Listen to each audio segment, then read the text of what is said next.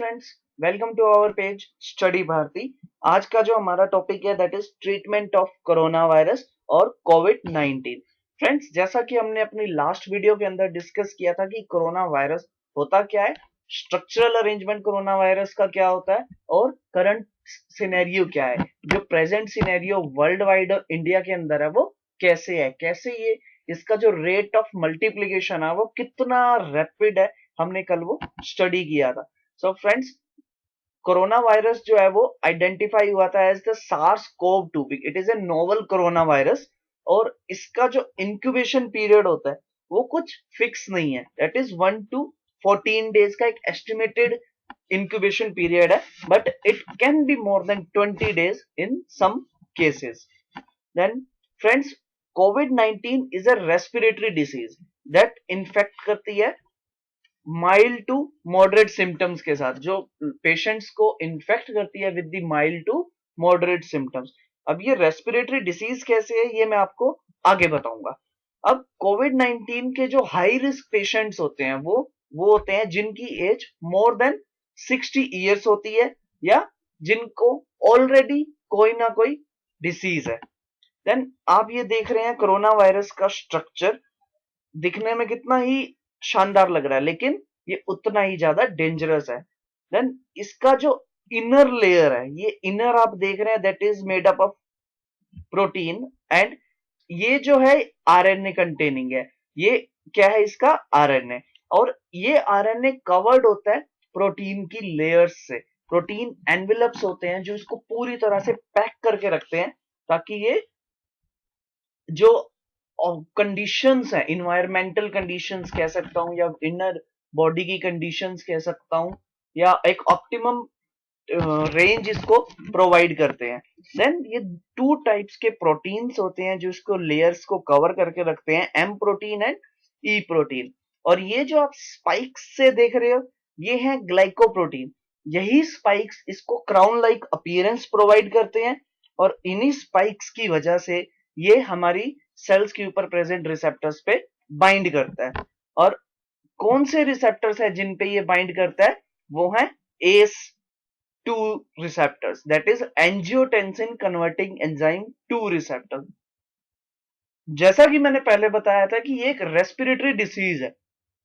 ये respiratory disease कैसे है, क्यों, दैट बिकॉज जो एस टू रिसेप्टर्स है उनकी लोकेशन एल्वियोलर सेल्स में होती है, मींस लंग्स की एल्वियोली में होती है।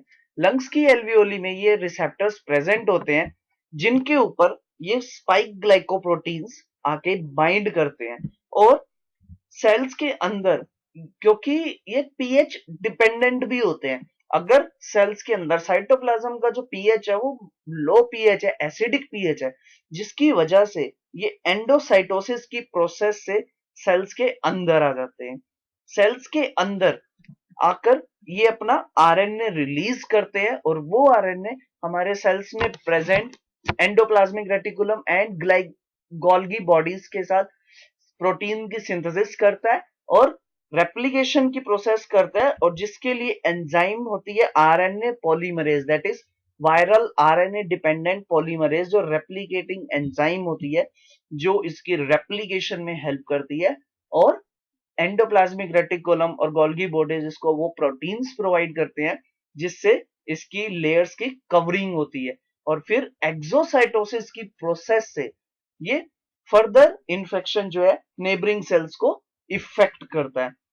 आई होप फ्रेंड्स आपको mechanism of action of corona virus समझ में आया होगा। देन इसके बाद साइंस एंड सिम्टम्स क्या होते हैं, जैसा कि हमने बताया इंक्यूबेशन पीरियड जो है इसका 1 to 14 डेज होता है, लेकिन कुछ पेशेंट्स में जो है वो 20 डेज भी होता है। तो इसका सबसे पहला सिम्टम्स जो है दैट इज फीवर। देन उसके बाद टायर्डनेस होने लगती है पेशेंट्स को। देन उसके बाद एनोस्मिया। एनोस्मिया क्या होता है, that is loss of sensation of sense, loss of sensation of smell, I am sorry, loss of sensation of smell. Then ageusia, that is loss of taste receptors, taste indication जो है उसका loss हो जाता है। And dry cough. Then कुछ और science and symptoms भी हैं, that is acute respiratory distress होना, रेस्पिरेटरी डिसीज है। सबसे पहला इन्फेक्शन इसका जो है वो हमारे लंग्स पे होता है, इन्फेक्ट जो होता है that is lungs. Then second one is pain, sore throat, क्योंकि हमारे जो रेस्पिरेटरी ट्रैक के से ही ये इन्फेक्शन पूरी बॉडी में जाता है। देन न्यूमोनिया इसका सबसे कॉमन कॉज है, बिकॉज जब ये एल्वियोलर सैक के साथ बाइंड करता है, एल्वियोलीज में बाइंड करता है, तो वहां पे एल्वियोली का जो फंक्शन होता है that is exchange of gases, लेकिन ये वहां पे जाके एल्वियोली में फ्लूइड एक्यूमुलेट कर देता है और कुछ इंफ्लेमेटरी साइटोकाइंस को रिलीज करता है, जिसकी वजह से एल्वियोली में फ्लूइड इकट्ठा होने की वजह से वहां पे निमोनिया जो है पेशेंट्स को कॉज होता है। डायरिया, नोजिया, वॉमिटिंग, थ्रोम्बोसाइटोपिनिया होना, प्लेटलेट काउंट्स का कम हो जाना, then increase in inflammatory cytokines including IL-6, interleukin 6 भी कहते हैं इसको। इंफ्लेमेटरी साइटोकाइंस होते हैं, ये मेडिएटर्स होते हैं कुछ जो ये रिलीज करता है, जिसकी वजह से इंफ्लेमेशन जो है वो कॉज होती है, और इसके साथ साथ मल्टीपल ऑर्गन डिसफंक्शन भी कॉज करता है। ये मल्टीपल ऑर्गन डिसफंक्शंस करता है, धीरे धीरे धीरे ये हमारे वाइटल ऑर्गन्स को इफेक्ट करना स्टार्ट कर देता है। देन हाउ कोविड-19 स्प्रेड, एज आप जानते हैं that is an infectious disease है, कम्युनिकेबल डिसीज है। सबसे पहले हैंडशेक, आप जैसा कि इस पिक के अंदर देख रहे हैं, handshake is like that you are transferring your virus from one person to another person.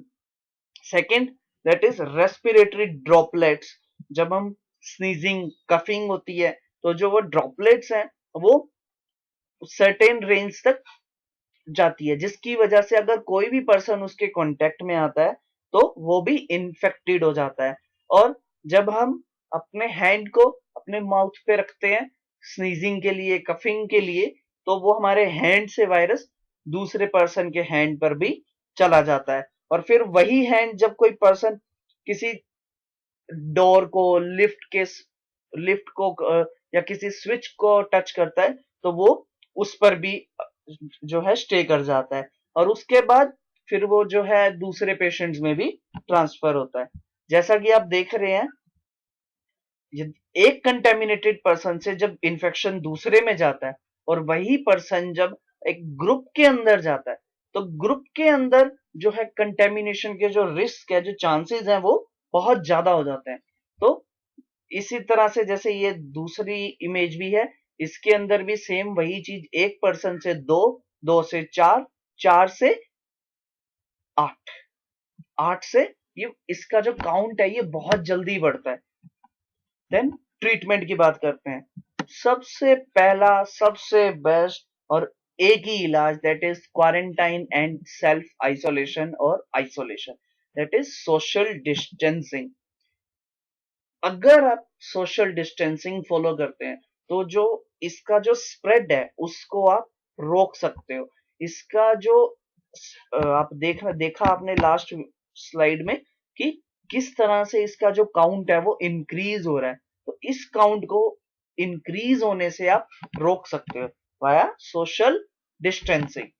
Second, इसके साथ साथ कुछ सपोर्टिव केयर्स भी अवेलेबल है, कंट्रोलेबल मेजर्स हैं प्रिवेंशन के लिए, सप्लीमेंट्री ऑक्सीजन और मैकेनिकल वेंटिलेटरी सपोर्ट्स भी है, लाइक वेंटिलेटर्स ही हैं। ये एक सपोर्टिव मेजर्स हैं जो कि लिए जाते हैं ताकि पर्सन को रेस्पिरेशन में प्रॉब्लम ना हो, बिकॉज ये एक रेस्पिरेटरी डिसीज है। Then a certain array of drugs approved for the other indication as well as several investigational drugs are being studied in several hundred clinical trials that are underway across the globe.